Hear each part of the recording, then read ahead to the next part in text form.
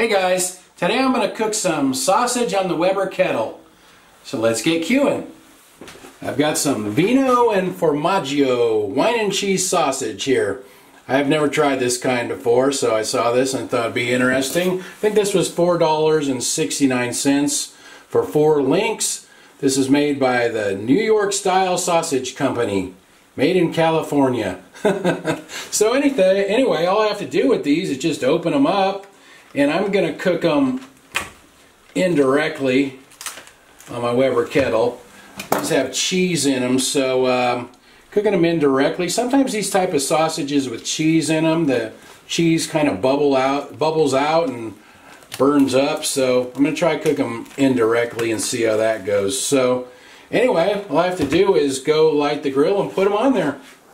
Now, I'm using Royal Oak lump charcoal for this. I put some in my slow and sear. This charcoal holder is called a slow and sear. And I soaked a paper towel in some cooking oil there, just regular vegetable oil. And we'll use that to get the charcoal started here. So as soon as those coals get hot, we'll get the sausage on there. My coals are looking good. I have the sausage on the indirect side of the grill, and I have my vents wide open, so we'll just get the lid on there and let those go.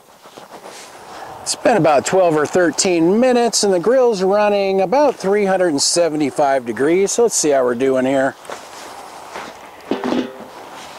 Alright, those are looking pretty good. I guess I'll go ahead and turn them over. Turn them so the opposite end is closer to the fire there. Whoa! Hummingbird just went flying right by my head there. Alright, those are looking pretty good. I'll just let them keep cooking until the internal temperature is about 165 degrees Fahrenheit, which is what it says. I don't want to start poking holes in them yet with my thermometer, because then all the juice will run out. And then if they look like they need to be browned up a little bit more, I can put them over the coals a little bit at the end and brown them up a little more. So I'll just let them go a while longer. It's been about 22 or 23 minutes total now. The grill's running 400 degrees, so let's take a peek here. I could probably start checking the internal temperature now, see how we're doing here.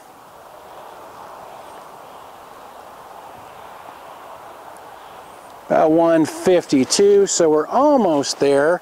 They're not really browning up a whole lot, so I think maybe what I'll do is rotate the grill and put them over the coals for a little bit here.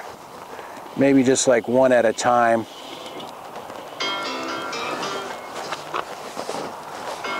Oh, someone's calling me. Gonna have to wait to take that call. Alright. I'll just brown them up a little bit on each side like that.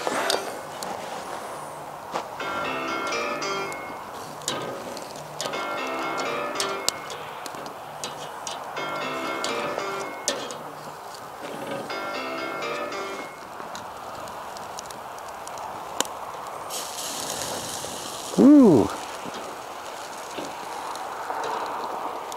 Alright, those are all browned up. They look pretty nice. Let's see what the internal temperature is now.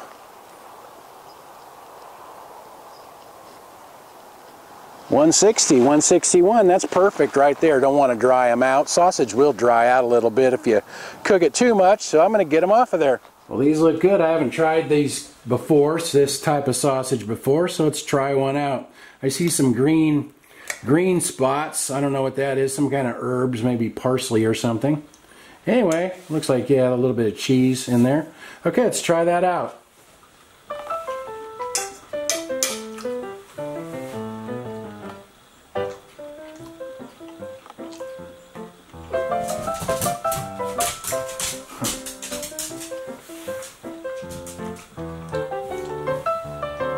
Pretty good, a little bit salty. Needs some mustard or something to kind of counteract that a little bit, but it's pretty good. Well, Annie showed up. Guess we better let her try it out. She'll probably inhale it faster than I did. Pretty much. Well, that worked out pretty good, cooking them indirect and then just browning them up at the end a little bit. And the grill was running about 375, 400 degrees Fahrenheit most of the time. And that'll work for any kind of sausage, you know, bratwurst or whatever kind of sausage you have. So anyway, I'll write everything in this description like usual. Thanks for watching. See you guys next time.